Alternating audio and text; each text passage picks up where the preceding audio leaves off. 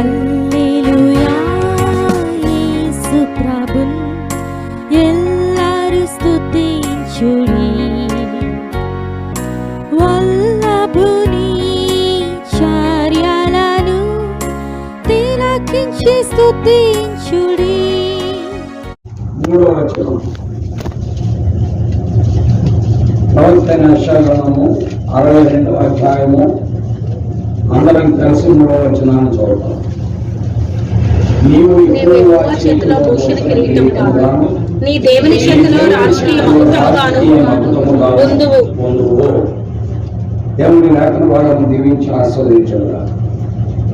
ప్రేమగల పరిశుద్ధుడైన మా తండ్రి, జీవనమైనటువంటి మా జీవాధిపతి, నిన్న నేడు నిరంతరము ఒకటే రీతిగా ఉన్నటువంటి వాడ, నీ మహిమమైన నామం కొరకై వందనాలు చెల్లిస్తూ నీ పరిశుద్ధ సింహాసనం మీద సాష్టాంగపడుతూ సమస్త మహిమ ఘనత ప్రభావములు నీకే చెల్లించుచు అంతలో కనబడి అంతలో మాయమయ్యే ఆవుల వంటి జీవితాలు కలిగిన మేము నీ సముఖంలో ఈ సాయంకాలం విరాసులు సత్యం గారు సహోదరి స్వరమ్మ ఇంటి వద్ద ఈ విధంగా చేరడానికి మీరు ఇచ్చిన తరుణాన్ని బట్టి మీకు స్తోత్రాలు వందనాలు చెల్లిస్తున్నాం.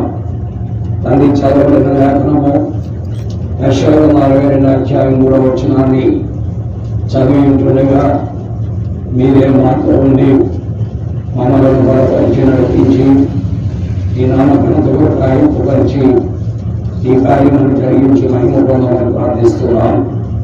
చేరవచ్చిన నీ బిడ్డలందరూ కొరక మీకు వందనాలు.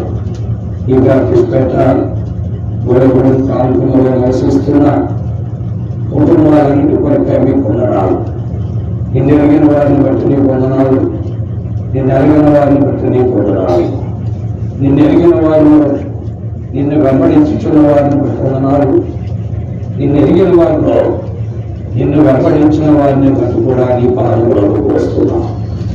తండ్రి, మీరే మాత్రం నడిపించిన యేసుక్రీస్తు వారి దివ్య నామములో స్తోత్రించి ప్రార్థిస్తున్నాను తండ్రి. దేవుని యొక్క వాక్యములో దేవుడు మానవునికి ఇచ్చే ఆధిక్యత, ఔన్నత్యము, మానవునికి దేవుడు చేసే ప్రమాణాలు, మానవునికి దేవుడు ఇచ్చే వాగ్దానాలు ఎన్నెన్నో విధాలుగా ఉంటాయి. మానవుడు దేవునితో వాగ్దానము చేయడు. దేవునితో ప్రమాణము మానవుడు ఎవరు కూడా చేయరు. వారి ప్రభువు నమ్ముకున్న వారైనా, మారు మనసు పొందిన వారైనా, రక్షించబడిన వారైనా, రొట్టె ద్రాక్షరసం తింటున్న వారైనా దేవునితో ప్రమాణము చేయరు. అయితే దేవుని వాక్యంలో 63వ అధ్యాయము 2వ వచనం, 62వ అధ్యాయం 3వ వచనం మనం చదువుతుంటే నీవు యెహోవా చేతిలో భూషణ కిరీటం మాట ఏంటంటే దేవుడు అంటున్నాడు, నీవు భూషణ కిరీటముగాను రాజకీయ మకుటముగాను ఉంటాడు. అంటే దేవుడి వాక్యంలో ప్రభువారు పలుకుతున్న మాట ఎంతో స్పష్టంగా కనబడుతుంది.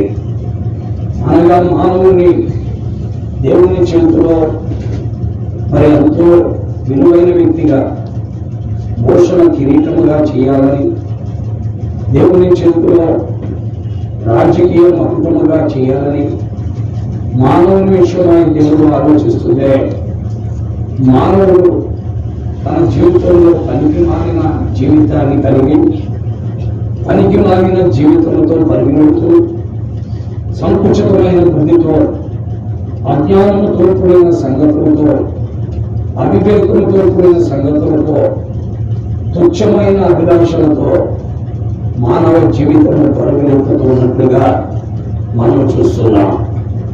దేవుని యొక్క కోరికలు మానవుని విషయంలో చాలా అద్భుతములుగా ఉన్నాయి. మానవునికి మాత్రం దేవుని విషయమై అలాంటి కోరికలు లేని అందుడుగా మానవుడు కనబడుతున్నారు. ఈనాడు మానవుడు ఎంతసేపు దేవుని చేతుల్లో ఉండటానికి ఇష్టపడట్లేదు. దేవుని చేతిలో ఉండటానికి ఏమాత్రం అపేక్ష కలిగిన వాడుగా లేడు. పాపంలో జీవించడానికి, అక్రమంలో జీవించడానికి, అవిధేయతలో జీవించడానికి, నీచమైన రుచులో, నీచమైనటువంటి పనికి మారిన అలవాట్లతో జీవించడానికి మనుషులు ఇష్టపడుతున్నాడు. కానీ దేవుని చేతిలోనికి రావడానికి మానవుడు ఇష్టపడిన వాడిగా కాబడుతున్నాడు. దేవుని యొక్క కోరికైతే మానవుడు ఆయన చేతిలో ఎలా ఉండాలట? పోషణ కిరీటంగాను, రాజకీయ మకుటముగా ఉండాలని దేవుడు కోరుకుంటూ ఉన్నాడు.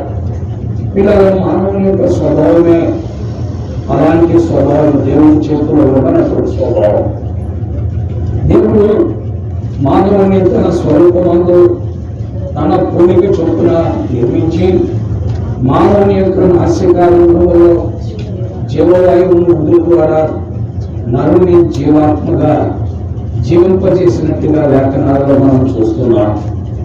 ఇలాంటి దేవుడు తన స్వహస్తములతో నిర్మించినటువంటి మానవుడు దేవునికి లోబడుటకు బదులు, దేవునికి విధేయత చూపించిన బదులు, దేవుని ఎడల కృతజ్ఞత కలిగి బదులు, నన్ను సృష్టించిన వాడు ఆయనే, నన్ను నిర్మించిన వాడు ఆయనే, నన్ను ఈ భూమి మీదకి తెచ్చిన వాడు ఆయనే, నన్ను ఈ భూమి మీద ఈ స్థితి కల్పించిన వాడు ఆయనే అనే కృతజ్ఞత లేని వాడే మనుషుని యొక్క జీవితము అందత్వంలో కనబడుతున్నట్లుగా ఉంది.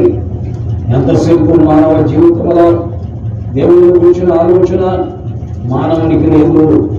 ఏమి తిందుమా, ఏమి త్రాగుదుమా, ఏమి ధరించుకుంటున్నా అని కేవలం మానవ స్థితిగతుల గురించి, మానవ పరిస్థితులకు, జీవనోపాధి గురించి మానవుడు ఆలోచించేవాడు ఉన్నాడు. ప్రియమైన దేవుని వాక్యం వింటున్న పిల్లల లేఖనాల్లో మనం చూస్తున్నాం. ఇలాగున మన పితరుడైనటువంటి ఆదాము స్వభావము ఈనాటికి మనలో ఉన్నది అని చెప్పక తప్పదు. ఎందుకంటే ఆయన స్వహస్తములతో నిర్మించబడిన ఆదామే దేవుని చేతుల్లో రాజకీయ మార్గముగాను, భూషణ కిరీటముగాను బానిస బ్రతుకులు వచ్చేశాడు. దిగంబరుడయ్యాడు, దిక్కుమాలినవాడయ్యాడు, దౌర్భాగ్యుడయ్యాడు, దరిద్రుడైపోయినట్టుగా లేఖనాల్లో మరి ఆదాము మనం చూస్తున్నాం. దీనికి కారణం దేవుని చేతిలో ఉండటం బదులు ఈ అపవాది చేతిలో ఉండి ఆదాము ఏం చేశాడు? వెళ్ళాడు. దేవుని వాక్యంలో మనం చూస్తున్నాం. నిర్మాణకుడి చేతిలో ఉండటం, నిర్మాణకుడి చేతిలో ఉండి ఈ యొక్క సృష్టి యావత్తును పరిపాలించడకు, తన చేతి కింద సృష్టి యావత్తు ఉండటానికి దేవుడు కోరుకుంటే అలాంటి స్థితిని అతడు వినియోగించుకోలేకపోయాడు, లేక సద్వినియోగం చేసుకోలేకపోయాడు. నిష్ప్రయోజకుడిగా ఉన్నాడు. కీర్తనలో 8వ అధ్యాయంలో మనం చూస్తున్నట్లయితే ఆ 8వ అధ్యాయంలో 5వ వచనం మనం చదువుకుంటూ చదివికెళ్తూ ఉంటే అతని చేతి క్రింద అన్ని ఉద్యోగాలు దేవుడు వాక్యంలో నీ చేతి పనుల మీద వానికి అధికారం ఇచ్చి ఉన్నావు. దేవుడు చేతి పనుల మీద అతనికి అధికారం ఇచ్చి ఉన్నాడు. గొర్రెలన్నింటినీ, ఎట్లన్నింటినీ, అడవి మృగములను, ఆకాశ పక్షులను, సముద్ర మత్స్యములను, సముద్ర మార్గములను సంచరించి వాటన్నిటిని వాని పాదముల క్రింద ఉంచి ఉన్నావు. పైన అధికారిగా ఉంచాలనుకున్నాడా? అనగా ఆయన చేతిలో ఒక పోషణ కిరీటంగా, ఆయన చేతిలో ఒక రాజకీయ మకుటముగా మానవుడు ఉండాలని కోరుకుంటే మానవునికున్న దురాశ, మానవునికున్న దిక్కుమాలిన స్థితి, దేవునికి లోబడని స్థితి, దేవుణ్ణి ప్రేమించని స్థితి, దేవుడే సమస్తము అని అనుకోకుండా ఇలా తన జీవితమును కేవలం దేవునితో సహవాసం చేసి, స్నేహము చేసి మేలు అనుభవించడం బదులుగా దేవునితో స్నేహము సహవాసం చేయక దిగంబరుడై, దిక్కుమాలిన వాడై, చెట్ల చాట్లు దాక్కుని దేవుని మహిమను కోల్పోయి చివరికి జీవితంలో అన్నీ కోల్పోయినప్పుడు దుర్గతికి ఎవరు వచ్చారండి? ఆదాము వచ్చారు. ఈనాటికి మానవ లోకంలో జీవిస్తున్న మనుషులలో ఈ స్వభావాన్ని చూస్తున్నాం. అందుకే మనం అంటాం, వీడిది కంప్లీట్ గా వాడ నాన్న స్వభావం, వాళ్ళ నాన్న ఏం చేశాడు, అదే చేస్తున్నాడు. ఎందుకంటే వాళ్ళ నాన్న పేకాటాడేవాడు, వీడు పేకాటాడుతున్నాడు. వాళ్ళ నాన్న బెట్టింగ్లు కాసేవాడు, వీడు బెట్టింగ్లు కాస్తున్నాడు. వాళ్ళ నాన్న కోడి పందాలకు వెళ్ళేవాడు, వీడు కోడి పందాలకు వెళ్తున్నాడు. వాళ్ళ నాన్న పనికి మాలిన పనులు చేసేవాడు, వీడు పనికి మాలు చేస్తున్నాడు అని అంటారు. ఎందుకంటే తండ్రి స్వభావము కుమారుడికి వచ్చింది. ఈనాడు మానవ లోకములో మనుషులు ఈ యొక్క ఆదాము యొక్క స్వభావాన్ని బట్టే పనికి మాలిన పనులు చేస్తూ దుస్థితిలో, దుర్గతిలో, దుర్వాసనలో, రుచులో మానవ ప్రయాణము కొనసాగించబడుతున్నది. దేవుని యొక్క ఉద్దేశం అయితే కేవలం ప్రియులారా ఆయన చేతిలోనికి నువ్వు రావాలని, ఆయన చేతిలో నువ్వు ఉండాలని ఆయన కోరుతున్నట్లుగా మనం చూస్తూ ఉన్నాం.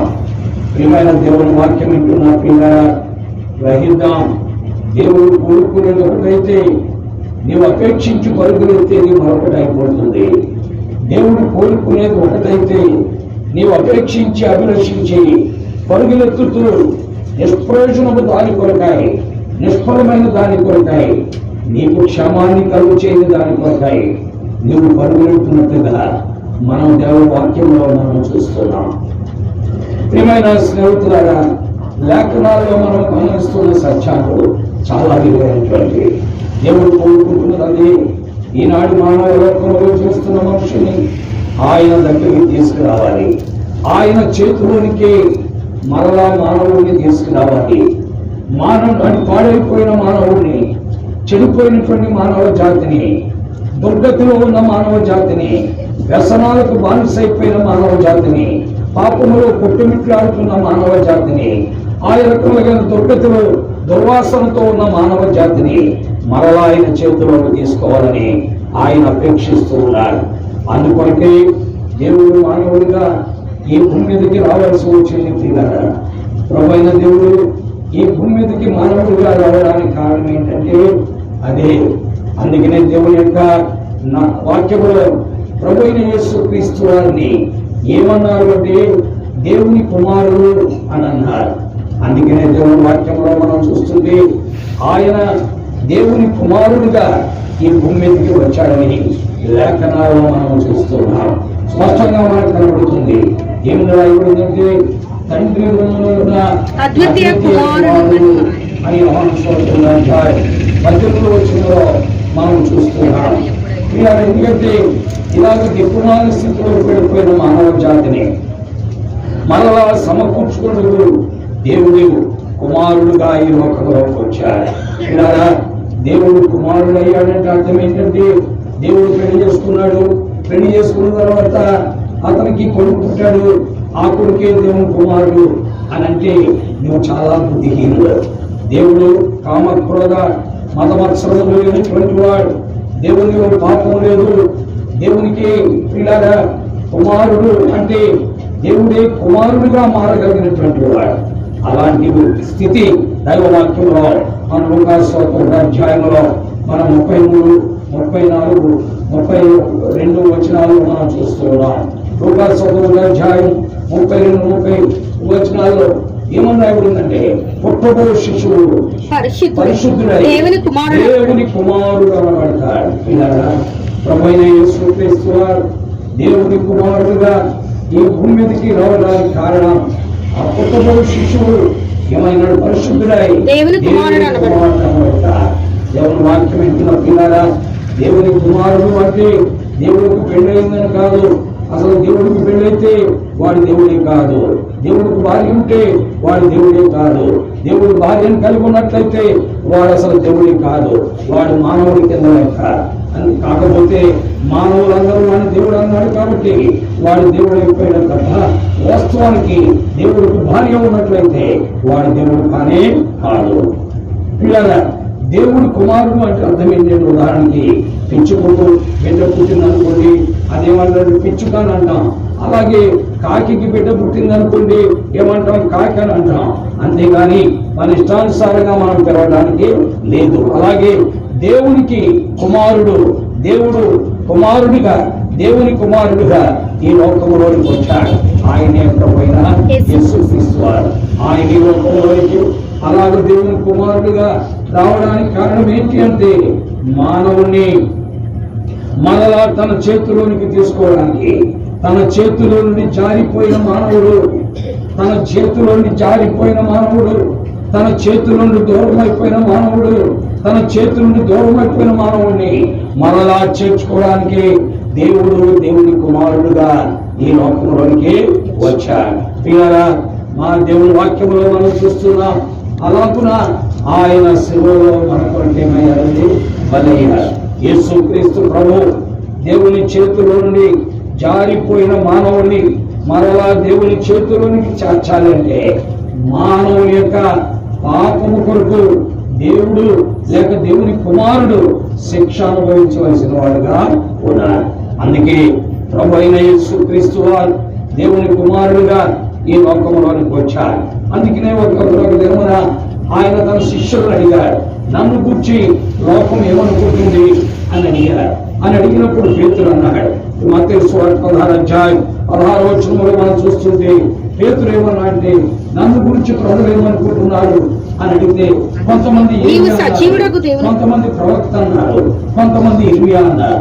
అప్పుడు ఒక పేతురుతో అన్నాడు, సరే ప్రజలు ఇర్మియా అనుకున్నారు, ఏలియా అనుకున్నారు, ఒకవేళ ప్రవక్తల్లో ఒకడు అనుకున్నాడు, వాళ్ళేమనుకుంటున్నారు, మీరేమనుకుంటున్నారు అని అడిగాడు.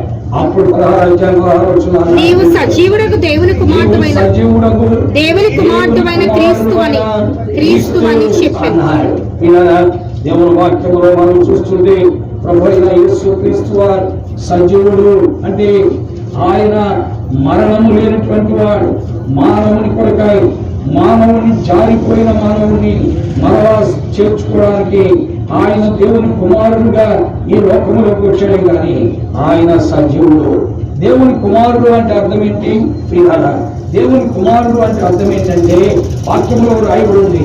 యోహాను రాసిన పత్రిక 3వ అధ్యాయం 6, 7, 8 వచనాలు చదువుకుంటే ఏమన్నా 5వ వచనంలో ఏమంటున్నాడంటే ఆయన యందు నిలిచిండు వాడెవడను పాపం చేయడు, పాపం చేయవాడెవడను ఆయన చూడను లేడు, ఎరగను లేదు. చిన్నపిల్లలారా ఎవరైనా అపవాది క్రియలకు భయపరచుడికే దేవుని కుమారుడు ప్రత్యక్షమయ్యాడు. యేసుక్రీస్తు వారు దేవుని కుమారుడుగా ఈ లోకంలోనికి రావడానికి కారణం ఏంటంటే అపవాది యొక్క క్రియలు అనగా అపవాది చేత మోసగించబడిన మానవ జాతిని, జారిపోయిన మానవ జాతిని, దిగంబరులుగా చేసిన మానవ జాతిని, దేవుని చేతిలో నుండి లాగేసిన మానవ జాతిని మరలా అపవాది క్రియలు వైపరిచి సమకూర్చుకుని కొరకే ప్రభు అయిన యేసుక్రీస్తు వారు ఈ లోకంలోకి వచ్చారు. అందుకే వాక్యంలో రాయబడింది, ఏమనుంది చదవండి. అపవాది మొదటి నుండి పాపం చేయుచున్నాడు గనుక, అపవాది మొదటి నుండి పాపం చేయుచున్నాడు గనుక పాపం చేయవాడు అపవాది యొక్క క్రియలను లయపరచు దేవుని కుమారుడు ప్రత్యక్షమైంది. కాబట్టి ఏ అపవాది అయితే దేవుని చేతిలో నుండి మానవుణ్ణి అపహరించాడు, ఏ అపవాదైతే దేవుని చేతిలో నుండి మానవుని అపహరించి దిగంబరుడుగా, దిక్కుమాలిన వాడిగా, దరిద్రుడిగా, వస్త్రహీనుడిగా, మరి చివరికి రొచ్చుతో మరి భయంకరమైన దుర్గతితో నింపిన ఆ అపవాది చేతిలో నుండి మరలా మానవుణ్ణి సమకూర్చుకున్న కొరకే దేవుని కుమారుడు భూమి మీదకి ఏమయ్యాడు? ప్రత్యక్షమయ్యాడు. అందుకనే దేవుని వాక్యంలో రాయబడిన మాట హెబ్రీ 2వ అధ్యాయం 14వ వచనంలో మనం చూస్తుంటే ఆ పిల్లలు రక్త మాంసములు గలవారైనందున ఆ ప్రకారమే మరణము యొక్క బలము గలవారిని అనగా అపవాదిని మరణము ద్వారా నశింపచేయుదును. జీవిత కాలమంతా మరణ భయం చేత అపవాది చేతిలో బానిసలుగా దాసత్వం అనుభవిస్తున్న మానవ జాతిని విడిపించి తన చేతిలోనికి సమకూర్చుకోవడానికి ఆ దేవుడు కుమారుడుగా యేసుక్రీస్తు పేరున ప్రత్యక్షమయ్యాడని లేఖనాల్లో మనం చూస్తున్నాం. కాబట్టి ప్రియమైన దేవుని వాక్యం వింటున్న ప్రియులారా, దేవుని యొక్క లేఖనాలను బట్టి మనం చూస్తున్నాం. నీ జీవితం ప్రస్తుతం అపవాది చేతిలో ఉంది. వాడే నీ చేత పాపం చేస్తున్నాడు. వాడే నీ చేత నానా రకాల వ్యసనాలకు బానిసగా చేసేస్తున్నాడు. వాడే నిన్ను ఇచ్చుకొని పోతున్నాడు. వాడే నిన్ను దిగంబరుడుగా చేస్తున్నాడు. వాడే నిన్ను ఎక్కడ పడితే అక్కడ పడిపోయేటట్టుగా చేస్తున్నాడు. వాడే నిన్ను అవమానానికి, అపహాస్యానికి, భయంకరమైన మరి పనికి మాల స్థితికి దిగజార్చుతున్న వాడు ఎవరంటే అపవాది. అపవాది యొక్క క్రియలను లయపతుడుకు, అపవాది చేతిలో బానిసమైన నిన్ను విడిపించుటకే ప్రభు అయిన యేసుక్రీస్తు వారు ఈ లోకంలోనికి దేవుని కుమారుడిగా, దేవుని కుమారుడిగా ఈ లోకంలోనికి వచ్చారు. పిల్లలు, అందుకే పేతురు అన్నాడు, మీరు సజీవుడైన దేవుని కుమారుడు అయిన క్రీస్తు అన్నాడు. క్రీస్తు అంటే అర్థం ఏంటంటే నీవు రాజులకు రాజు, ప్రభువులకు ప్రభు, భూపతులకు అధిపతివి. నీవు మా కొరకై అపవాది క్రియలను లయపరచుడుకై ఈ భూమి మీదకు వచ్చావని పేతురు ఒప్పుకున్నట్లుగా లేఖనాల్లో మనం చూస్తూ ఉన్నాం. ప్రియ స్నేహితుడా, సహోదరి, నీ జీవితంలో మార్పు చెందాలంటే మీ అమ్మ వల్ల కాదు, మీ నాన్న వల్ల కాదు, నీ తల్లిదండ్రుల వల్ల కాదు, నీ భర్త వల్ల కాదు, నీ భార్య వల్ల కాదు. నీకు నువ్వుగా కూడా సహాయం చేసుకోలేవు. నీకు నువ్వుగా కూడా బాగుపడలేవు. నువ్వు బాగుపడగలిగితే ఇంకా ఎంతో సంతోషం.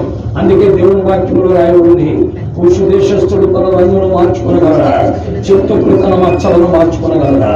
అనగా నల్ల జాతి వాడు నల్ల రంగును మార్చుకోలేడు, అలాగే చింతపల్లి మచ్చలను కూడా మార్చుకోలేదు. అలాగైతే పాపం చేయుటకు అలవాటు పడిన మీరు మీ మార్గాలు ఏం చేయగలరు? మార్చుకోగలరు. పిల్లారా, ఎన్నోసార్లు ప్రయత్నిస్తున్నావు నీ పాపం నుండి నువ్వు బయటికి రావాలని, నీ అలవాటు నుండి బయటికి రావాలని, నీ దుర్గతి నుండి బయటికి రావాలని ఎన్నోసార్లు ప్రయత్నిస్తున్నావు. నువ్వు బయటికి రాలేకపోతున్నావు. అయితే నువ్వు బయటికి రావటానికి ఒకటే ఒక సీక్రెట్, మరలా ఆయన చేతుల్లోనికి నువ్వేం చేయాలి? రావాలి. నీ కొరకాయ తను తాను ఉపేక్షించుకొని ఈ భూమి మీదకి దేవుని కుమారుడిగా తను తాను ఉపేక్షించుకొని సమరి తగ్గించుకొని ఈ భూమి మీదకి వచ్చాడు ఆయన. దేవుని వాక్యంలో మనం చూస్తున్నాం ఆ దేవుని కుమారుడు ఎలాంటి వాడనేది మరి ఫిలిప్పీ 2:6 మనం చూస్తుంటే రాయబడిన సత్యమేమనగా స్పష్టంగా కనబడుతుంది. ఏమన్నా రాయబడిందండి? ఫిలిప్పీ 2 దేవుని స్వరూపం కలిగిన వాడే ప్రభువైన యేసుక్రీస్తు వారి గురించి, ఆయన దేవుని స్వరూపి, దేవునితో సమానుడు. అయితే నీ కొరకై మనుషులయ్యాడు, నీ కొరకై దాసులయ్యాడు, నీ కొరకై రిక్తులయ్యాడు, నీ కొరకై విధేయుడయ్యాడు. చివరికి నీ కొరకై కల్వరి శిలువలో నీ పాపం నుండి నిన్ను విడుదల చెయ్యాలి అంటే ఆయన నీ కొరకై శిక్ష అనుభవించాలి, రక్తము చెందించాలి, నీ కొరకై శిలువలో త్యాగం అవ్వాలి, బలి పశువు అవ్వాలి. అప్పుడే నీకు విడుదల కలుగుతుంది. అందుకొరకే ఆ ప్రియ ప్రభువు మన అతిక్రమ క్రియల కొరకు గాయపరచబడ్డా, మన దోషముల కొరకు నలగొట్టబడ్డా, మనకు రావాల్సిన శిక్ష ఆయన మీద పడింది. అలాగున ఆయన నీ స్థానంలో నీకు బదులుగా శిక్ష అనుభవించి రక్తాన్ని చెల్లించారు. అలాగున చేతులు మేకులు, కాళ్ళలో మేకులు, రెక్కలు బళ్ళు పోటు, శిరసపై ముడ కిరీటదారుడై వీపు పొడ దెబ్బలచే దున్నబడి రక్తాన్ని చిందించి ఆయన శిలువలో తన ప్రాణాన్ని విడిచిపెట్టి సమాధిని గెలిచి తిరిగి లేచి ఈనాటికి సజీవుడిగా ఆయన ఉన్నాడు. ఎవరు ఆయన చేతిలోనికి వస్తారో,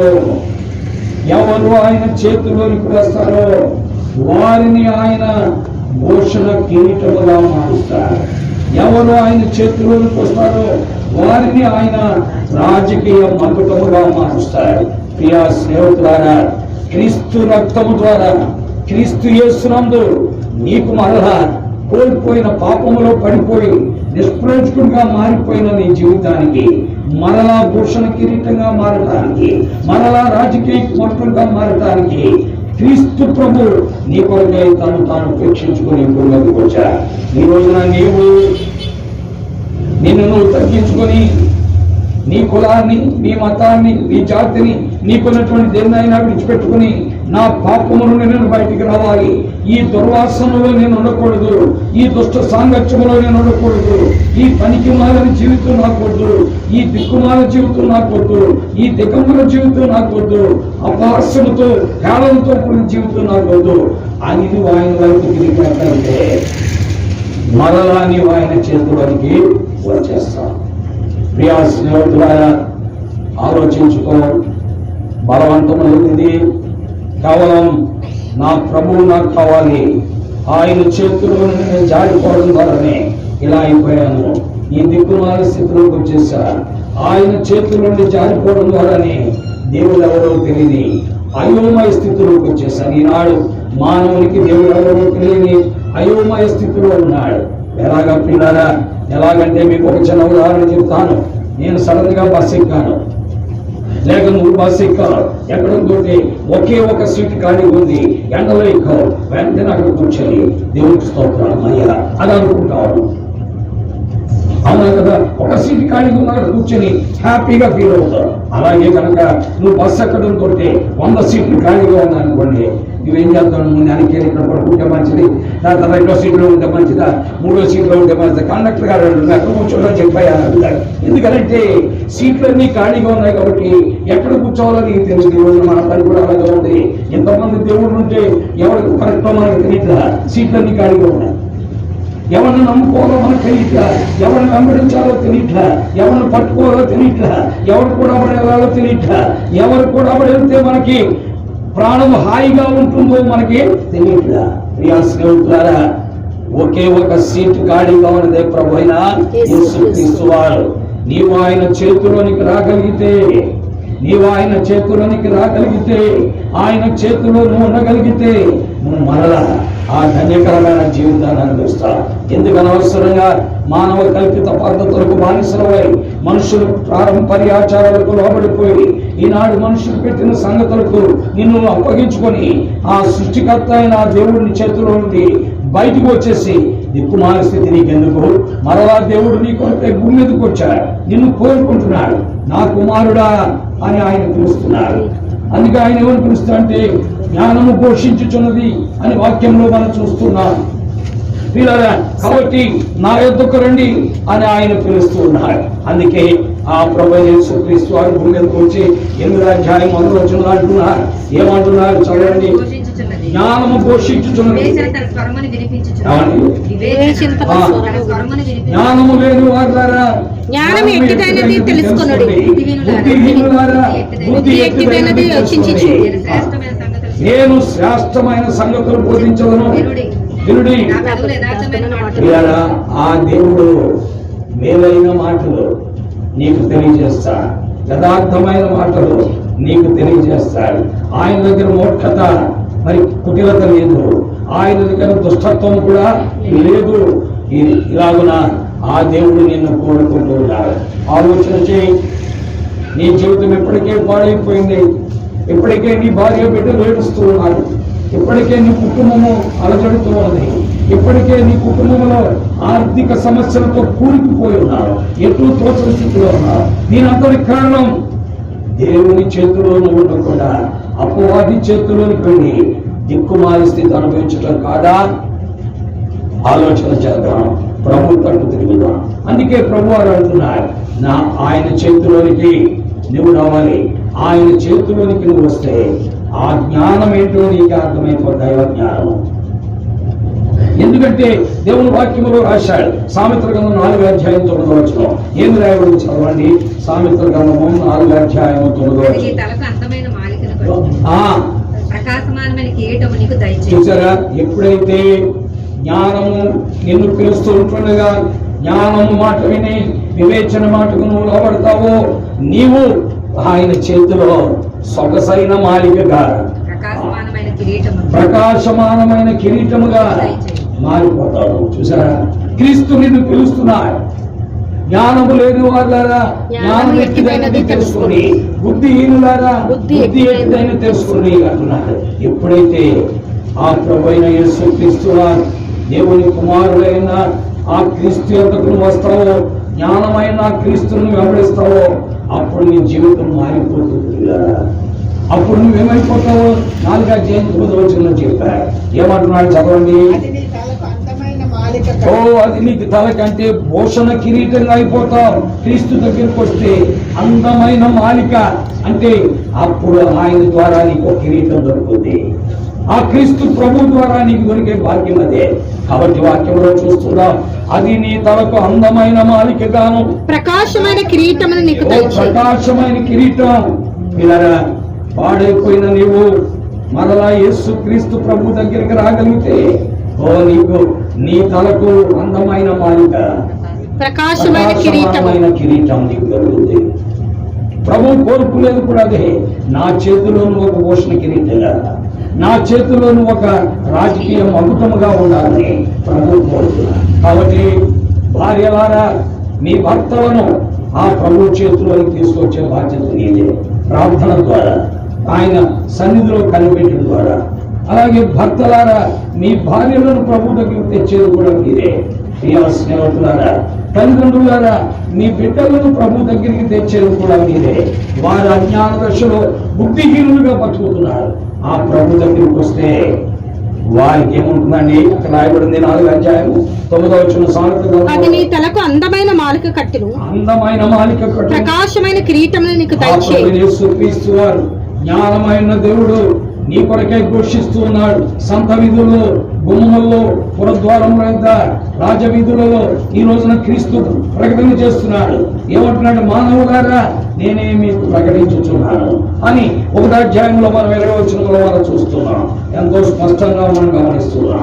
ఆ సామెతలలో జ్ఞానము వీధులలో కేకలు వేయుచును, వీధుల్లో కేకలు వేయుచున్నది. సంత వీధులలో బిగ్గరగా పలుకుచున్నది, సంత వీధులలో బిగ్గరగా కేకలు వేయుచున్నది. గొప్ప సందడి గల స్థలములలో ప్రకటన చేయుచున్నది, స్థలములలో కేకలు వేయుచున్నది. పురద్వారములలోను పట్టణములోను జ్ఞానం ప్రచురించుచు తెలియజేయుచున్నది. ఎట్లనగా జ్ఞానం లేని వారులారా, మీరెన్నాళ్ళు జ్ఞానం లేని వారుగా ఉన్నారు. మానవులారా రండి అంటున్నాడు 5వ అధ్యాయంలో. మనం చూస్తుంటే అక్కడ రాయబడిన మాటలు మనం స్పష్టంగా కనబడుతున్నాయి.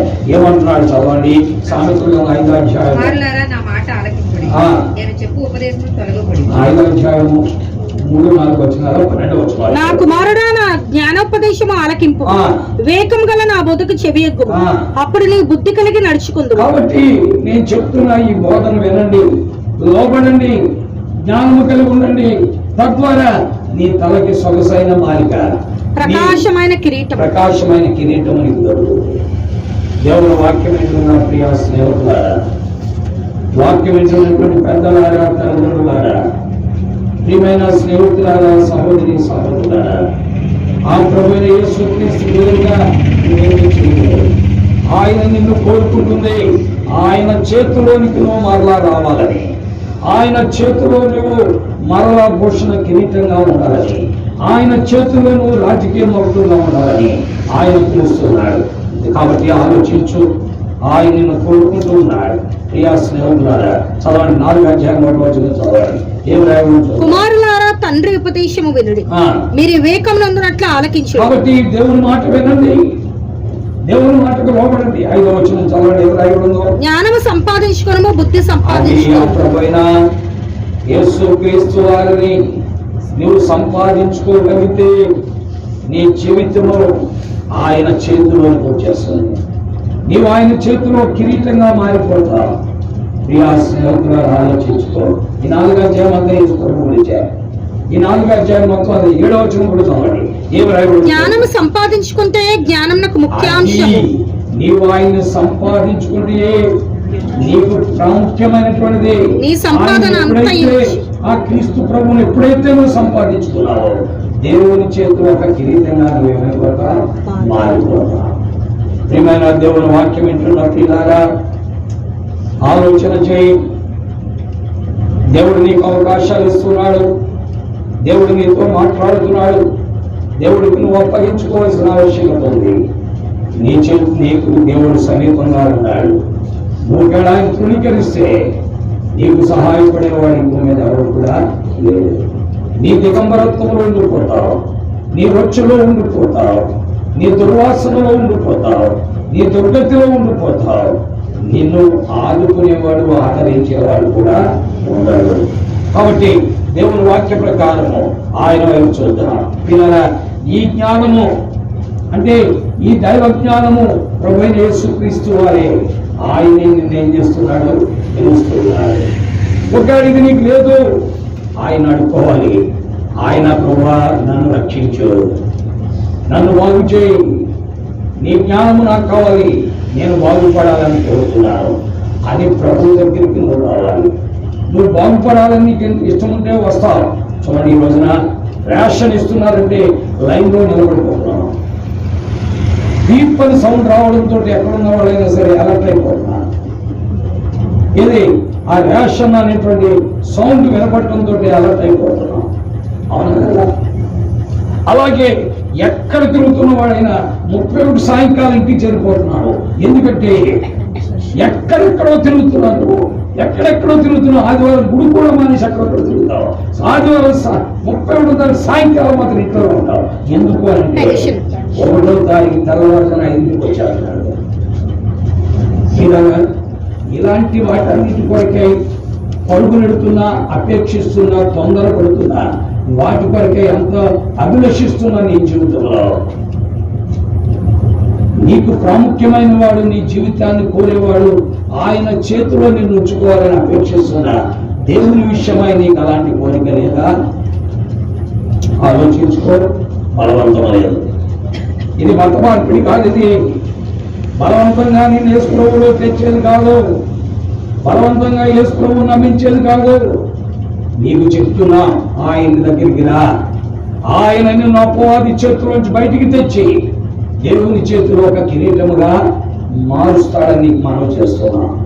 నీకు ఇష్టమైతే ఆయన వైపు నువ్వు చూడాలి. ఆయన యొద్దకు నువ్వు ఏం చేయాలి? రావాలి. ఆయన నీకు సహాయం చేయగలిగిన సమర్థుడు.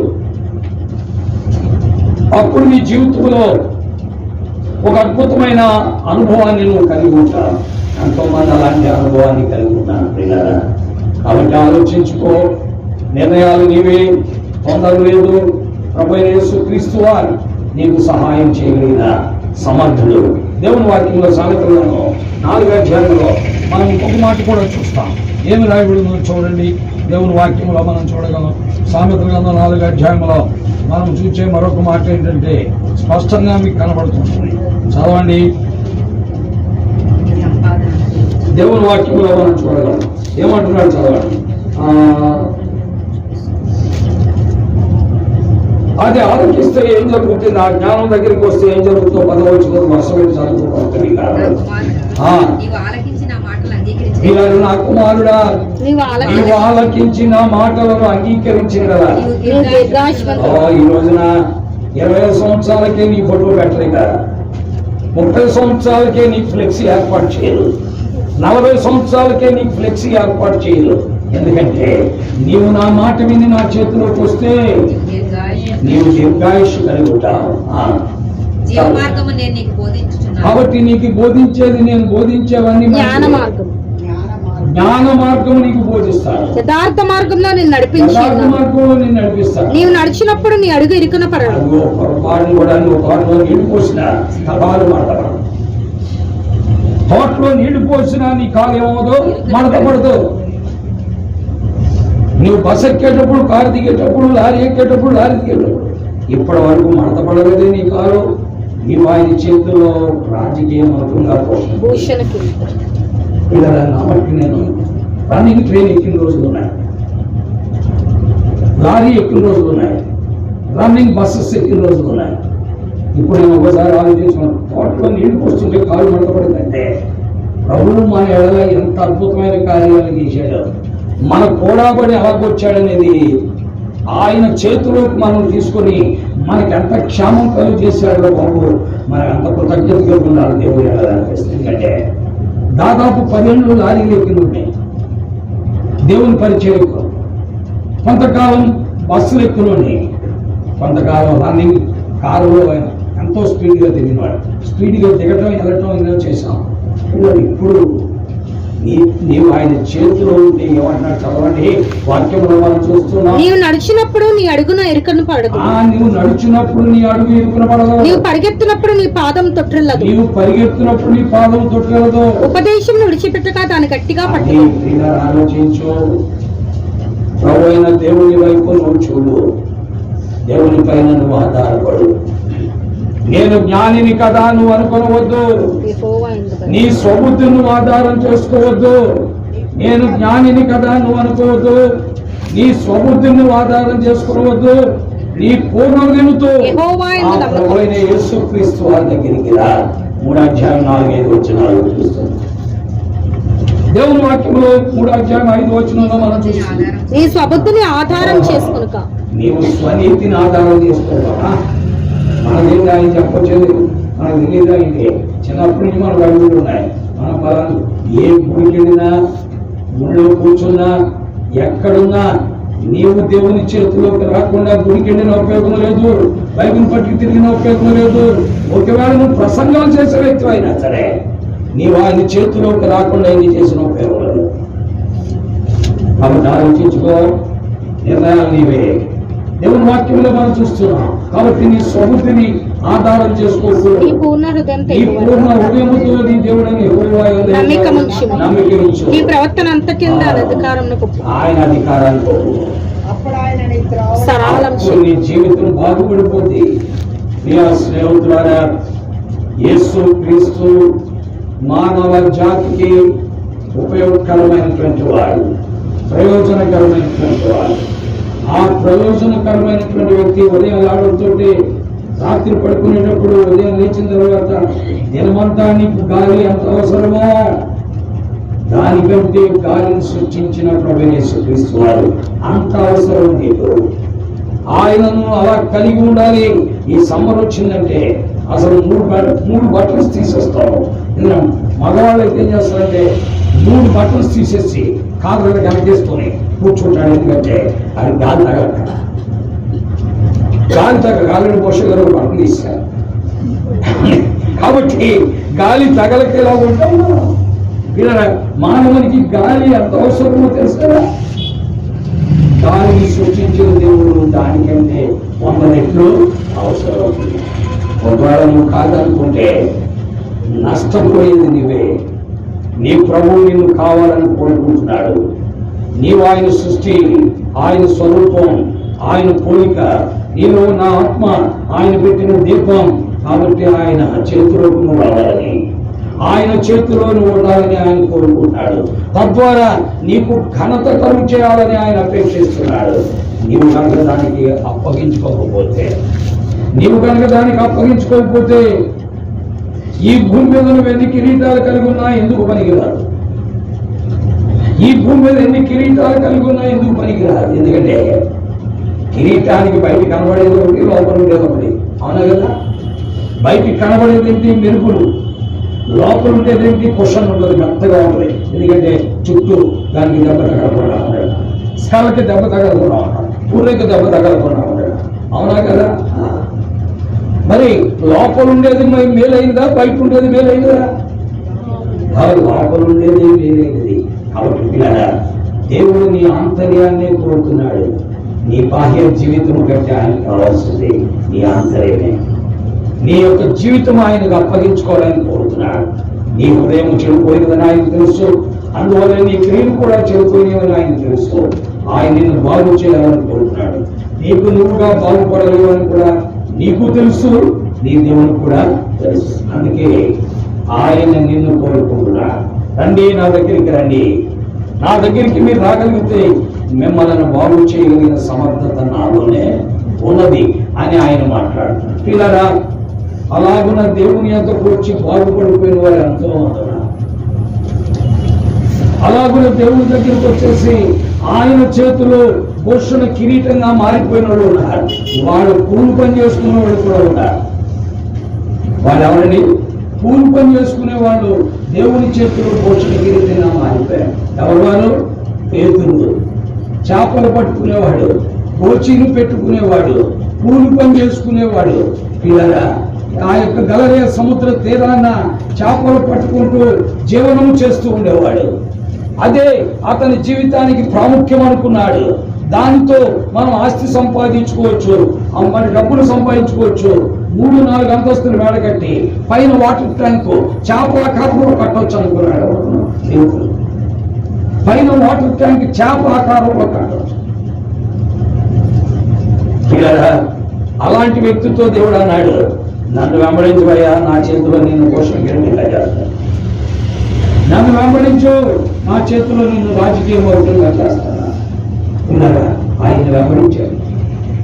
ఆయన వెంబడించాడు. ఆయన వెంబడించిన ఆ వ్యక్తి యొక్క జీవితం రూపాంతరము చెందిపోయింది. తనకు కనుక పేతురు మారలేడు. దేవుడు అతన్ని ఏం చేశాడు? మార్చేశాడు. ఈ రోజున భయపడుతున్న పేతురు, కంగారు పడుతున్న పేతురు, అలజడి చెందుతున్న పేతురు మనుషులకు భయపడి దాక్కుని ఆయన ఎవరో నాకు తెలియదు అని ముమ్మారబద్ధమాడాడు. ఎవరండి? పేతురు. ఎందుకంటే మనుషులకు భయపడ్డాడు, సమాజానికి భయపడ్డాడు. ఆయన ఎవరో నేను ఎరగనని ముమ్మారబద్ధమాడినటువంటి పేతురు ఈ రోజున మీరు సిలువ వేసిన యేసునే దేవుడు క్రీస్తుగాను ప్రభుగాను నియమించినని హెచ్చరిస్తున్నాడు సమాజాన్ని. ఇదే 2:36. 2 అపోస్తలుగా 2:36. మీరు సిలువ వేసిన యేసునే దేవుడు ప్రభుగాను క్రీస్తుగాను నియమించాడు. అయ్యా మీరు తెలుసుకోవాలి.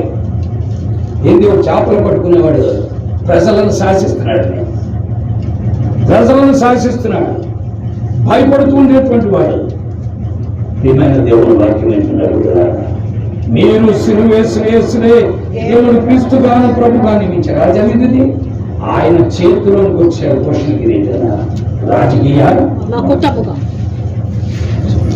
రాజకీయం అవుతుంది. వాళ్ళందరూ ఎదురు ఏం చేశారంటే ఆ కుంటోని బాగు చేశారు.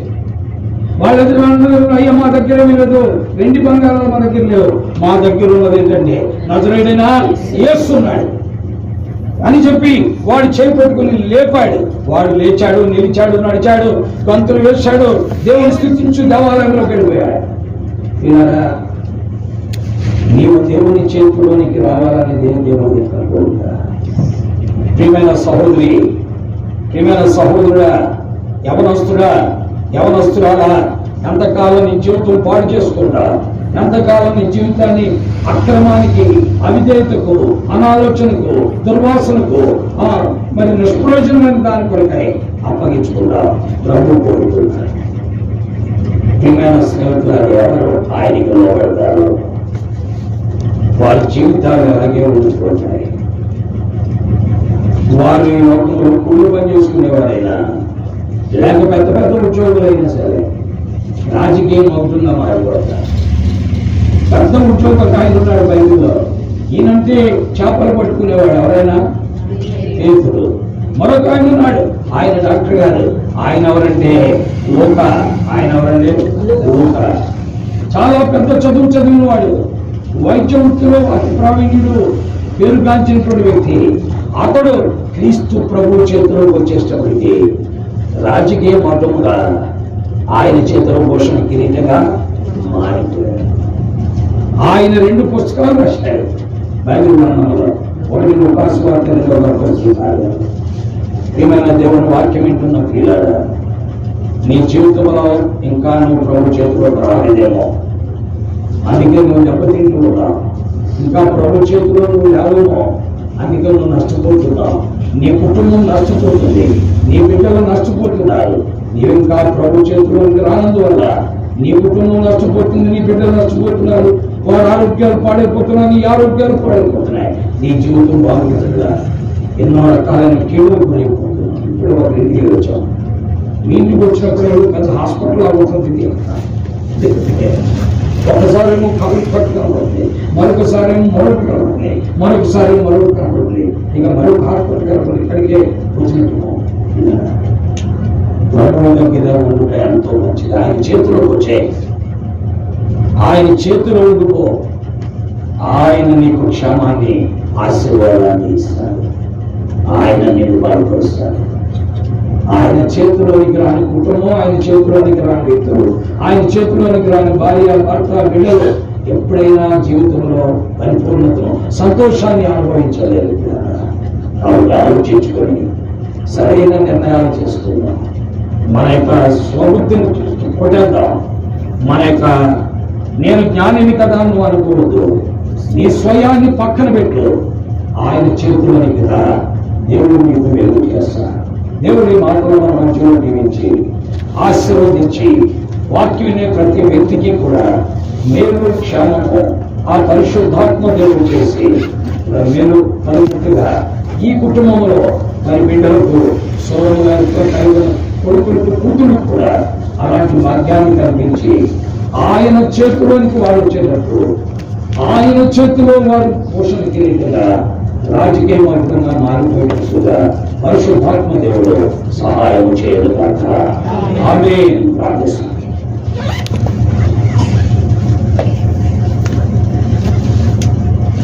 కళ్ళు మూసుకోండి. ఇక్కడికి వచ్చి కూర్చున్నా లేక దూరంగా ఉన్నప్పటికీ ఎక్కడ నుండి వాక్యం అనుకున్నా ప్రభు పాదాల దగ్గర శాస్త్రాల్లో ప్రభు చేతులు అప్పగించుకో, ప్రభు వాక్యానికి అప్పగించుకో. నీ పాపమే ప్రభుకి నీకు మధ్య ఉన్న సంబంధాన్ని దూరం చేసింది. నీ పాపమే ఆయన చేతిలోనికి నిన్ను రాకుండా చేసింది. నీలో ఉన్న ఆ దేవునికి విరోధమైన సంగతులే ఆయనతో ఉండకుండా చేశాయి. ఈ రాత్రి ప్రభు దగ్గరికి రా, ప్రభువుని అడుగు. ఈ భూమి మీద నీ జీవితం మాట్లాడిగా ఎప్పుడు ఈ లోకాన్ని విడిచిపెడతావో తెలియదు. విడవక ముందు నీవు ఆయన చేతిలోనికి రావాలి, ఆయన హస్తంలోకి నువ్వు రావాలి. లేకపోతే నిన్ను ఆదుకునేవాడు ఉండడు, నీవు సహాయపడేవాడు కూడా ఉన్నాడు.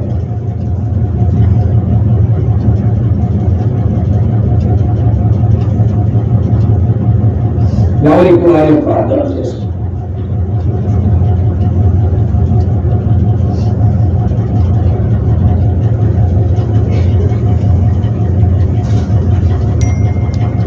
పరిశుద్ధమైన మా తండ్రి,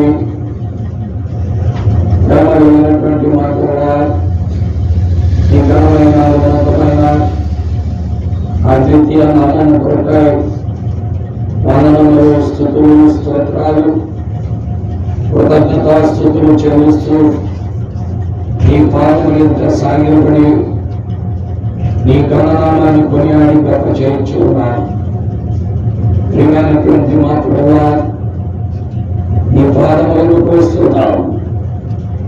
నీ ద్వారా నిర్మాణమైన మేము నీ చేతిలో నుండి జారిపోయినా, పాపములో పడిపోయినా, అపరాధి చేతిలో చిక్కుకుపోయా, ఈ లోక సంబంధమైన పలు రకమైన ఆచారాలలో మానవ కల్పిత పద్ధతులను బానిసలం అయిపోయా. తండ్రి, వాటన్నిటిలో నుండి మరలా నీ చేతిలోనికి మనం సమకూర్చుకుంటే మీరు సశరీరునిగా మానవుడిగా యేసు క్రీస్తుని పేరున ప్రత్యక్షమయ్యా. సజీవుడైన దేవుని కుమారుడిగా భూమి మీదకు వచ్చారు. ఎవరు నిన్ను అంగీకరిస్తున్నారు, ఎవరు నిన్ను చేర్చుకుంటున్నారు, ఎవరు నిన్ను స్వీకరిస్తున్నారో వారి జీవితంలో క్షమాన్ని మరలా కలుగు చేస్తాను. నీవే వారిని పిలుస్తున్నావు. అలాగున్నా నీ పిలుపుకు లోబడిన వారు విద్యాహీనులైన, విద్యావంతులైన, ధనికులైన, దరిద్రులైన అందరినీ చేర్చుకుంటున్న దేవుడు, నీ వాక్కును మీరు ముద్రించి ప్రజలతో మీరు మాట్లాడారు. నిష్ప్రయోజనంగా నీ అందుకు మరొక నీకు అనుకూల కార్యం చేయండి. మంచి నాలను విభిన్నమైన ఫలితాలు తీసుకుని నీ కార్యం నిర్వహించడం. మరొకసారి సౌరవ సంక్షేమ సౌరమ పెద్ద కుమార్తె, పెద్ద కుమారుడు, రెండవ కుమార్తె, అలాగే చిన్న కుమారుడు అందరినీ కూడా మీరు దీవించారు. ఇంకా నీ నెలైన వారిని నిలుపునట్లుగా నీ చేతిలో వారు రావడానికి సహాయం చేయండి. వాక్యమును ముద్రించండి. ప్రయాసం కలుగుతాడు. యేసు క్రీస్తు వారి దివ్య నామములో ప్రార్థిస్తున్నాను తండ్రి. ఆమేన్. తండ్రి, కుమార, పరిశుద్ధాత్మ నీ యొక్క దేవుని యొక్క సహాయంతో చిన్న వారందరికీ, నమ్మిన వారికి, సకల పరిశుద్ధులకు ఎప్పుడు అప్పుడు మరి విశేషంగా సౌరవ సత్యం సౌరభ గారి కుటుంబాన్ని సదా తోడై ఉండును గాక. ఆమేన్. చంద్రులారాయిలా దేవుని స్తుతించుడి, హృదయమును వెలిగించిన యేసుని స్తుతించుడి.